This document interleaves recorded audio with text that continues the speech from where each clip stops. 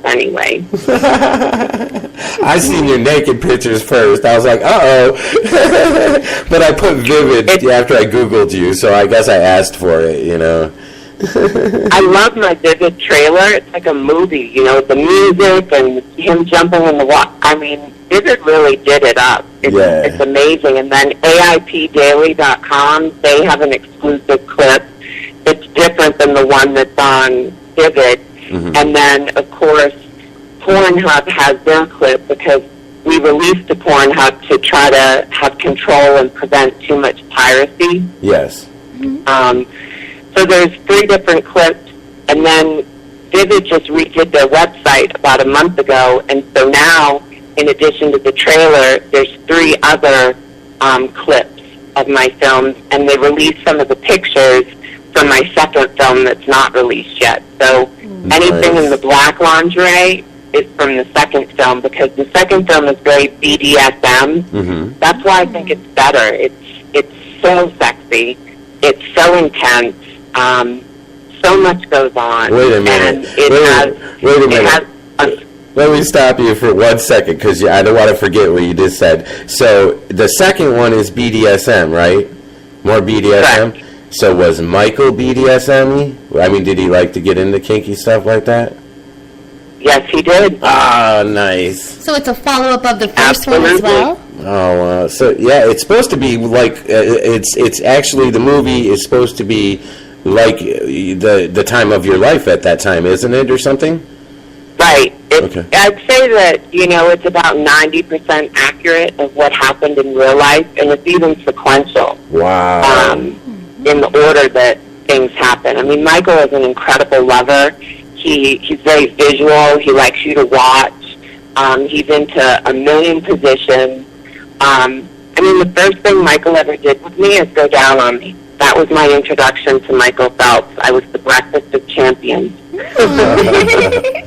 Wait a minute. I'm sure he took you to some beautiful-ass place, too, and wined and dined and treated you all sweet before he did that. And you were probably like, oh, my God. Believe it or not, we did silly stuff like go get coffee, hang out, chill. He was retired at the time that him and I were dating. Okay. And swimming season was over. And so we watched a lot of sports. He gambles on pretty much everything. We played video games. We used to read those Fuck Jerry things on Instagram. We used to watch clips of like Jimmy Fallon. I mean, we were just nerdy, happy-go-lucky people. So let me ask you something, sweetheart. Let me ask you something. Was he the love of your life, or have you had somebody else that was the love of your life? Was Michael the love of your life? You know, it's hard to answer that. I thought somebody else was the love of my life, mm-hmm. but Michael, because of everything I went through when I was born and growing up and everything and all the hang-ups I had, Michael was the first person that took me out of my own head and allowed me to relax and just be myself and enjoy in the moment.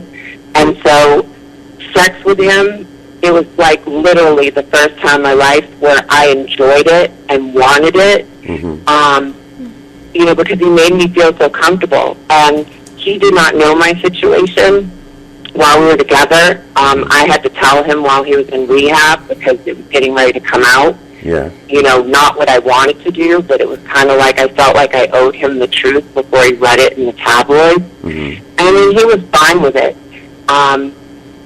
His people weren't.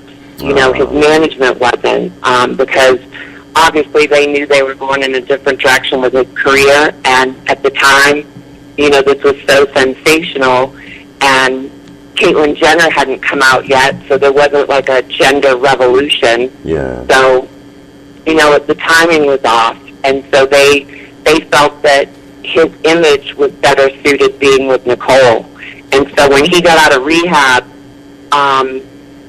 you know, after being there and seeing him, and then 2 days later I see him on a date with Nicole, it was tough. It was really tough. I never really feel like I got closure in my relationship with him. And then to see him now married to the person he cheated on me with it's a slap in the face. And, you know, a lot of times people are like, let him go, get over him. Well, I am over him. I've been over him. But I still hold a special place in my heart for him. But at the same time, I have a book about him and me. I have a film about us that I still have to promote. It's a big part of your life. It's not. I mean, you dated an Olympic star. I mean, a swimming Olympic star. That's always going to be there. It's a big time of your life. I mean, and when he's in the news, I'm usually in the news. Yeah. I mean, I go in the grocery store and I see him on a damn cereal box. I mean, how many people see their exes on a cereal box? It's like I'm constantly reminded of him, whether it's ads on TV or stories that pop up. You know, he's always around. So it's not like when the average Joe breaks up with someone and then they don't have to see them or hear about them anymore. True. I mean, he's constantly around. True. Would you still be friends with him? I mean, if you guys were still talking and just had closure, actually had a chance to have closure with him? I don't have any ill will against him. Could we be friends? I doubt it, just because he's married now with, you know, a son and another child on the way. I just think that the dynamic between him and I, and then Nicole, I don't see how we could be quote-unquote friends. But, I mean, I certainly would say hi to him and be cordial. I think it would be emotional to see him. Luckily, we don't run in the same circles. We have mutual friends, so I hear about him a lot, stuff that's not necessarily in the news, but I don't run into him because he left Baltimore and he lives out in Arizona now. Oh, no. He lives out here somewhere. So he's in your neck of the woods. Great. So Taylor, at the time that he was in rehab, because this is what I'm wondering now, because I'm curious now. The time he was in rehab, you emailed him, and then that's when you told him, and then when he got out of rehab, that's when you guys didn't see each other anymore. So you really didn't get to sit down with him and go, hey baby, da da da da, and all that. No, before he left for rehab, I literally said to him before he got on the private jet that night to fly to the Meadows, I said, whatever this is between us, is it ruined? And he was like, absolutely not. I'm just not going to have my phone for a few weeks. Here's a different email than the one I already had. Mm-hmm. He gave me another phone number. He told me to trust Octagon, Drew, his agent, that they would be there for me, they'd protect me. And so when he left for rehab, I thought we were good and we were still together. Because at the time the DUI happened, things were new with us. We started talking in August. Our relationship kind of went to the next level in September, and then he got the DUI September 30th, and he left for rehab like October 5th. Mm-hmm. So, I mean, then when he got out November 19th, the day that the story broke, all around the world of my being intersex, and I was in Baltimore. I was at his house. But I didn't, as crazy as this all is, I didn't get closure because I didn't know that he was going to turn around and it was going to be over and he was going to go back to Nicole. I didn't know that part. And so I didn't know what was going to happen between us, but I certainly didn't see that coming. Well, maybe they scared him, or something with his fame or something, you know what I mean, and kind of forced him to do that, like you said. And if so, that's a shame because, they fucking ruined a love relationship, two people that were in love with each other. And I don't know if, the thing is, things were new. I don't know if we were in love.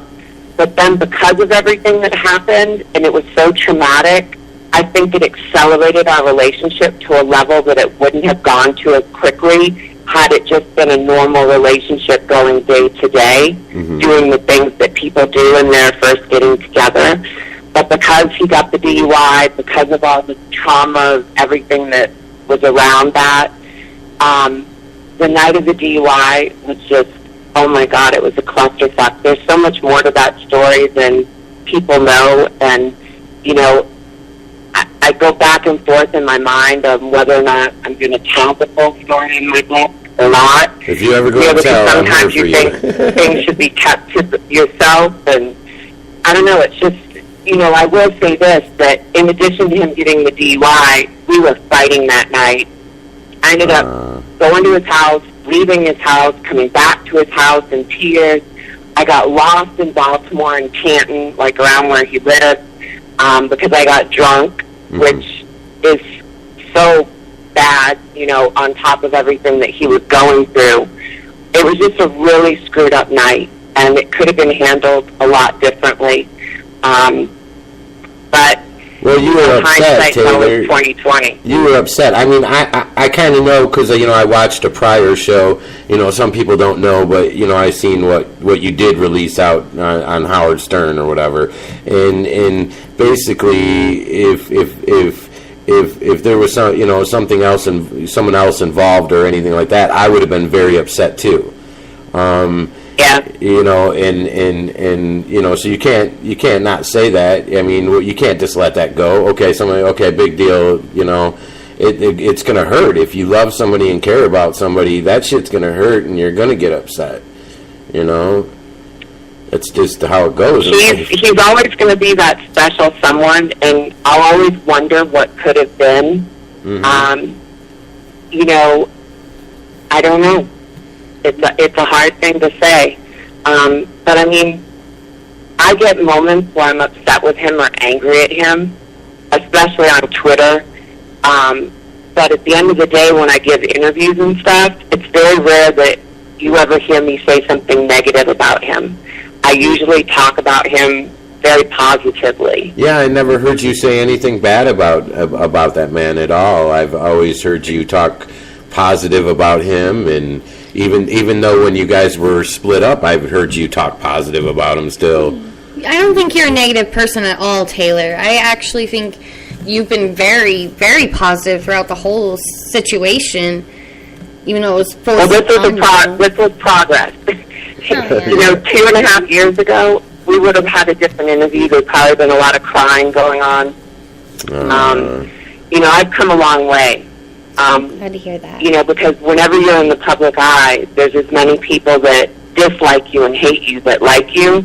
Yeah. And some of the stuff that's been written about me, some of the stuff that people that hide behind profiles on Twitter and Instagram and Facebook, they've said stuff that used to just rip me in two. Nowadays, I don't care. I really don't care. Yeah.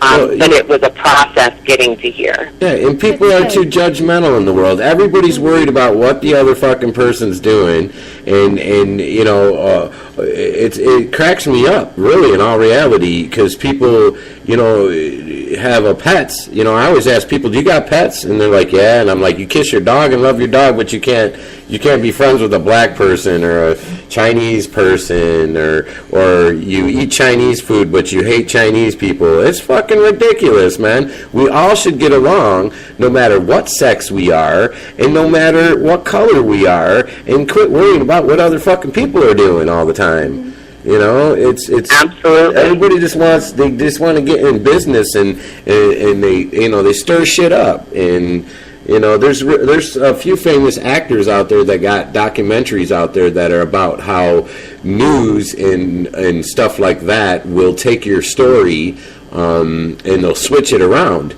and they'll make you look like a fucking bad guy or something, and when you're really not, and you know, or a bad person. And it's, you know, I've seen a lot of shit on that, and I'm just like, oh my God, man, you know, fake news, you know, they'll write that bullshit, and those books that are out there, whatever the hell they're called, gosh, I'm sure you both know, Kinky, and you know, Taylor, those books they put in a grocery store, and they fucking put a bunch of bullshit in them all the time. So you probably were in one, Taylor. So, you know, so I mean, it's just, you know, and then it's like, You know, I seen like Denzel Washington, he'll talk about those books and how they'll fucking lie in those books and bullshit, and it stirs shit up.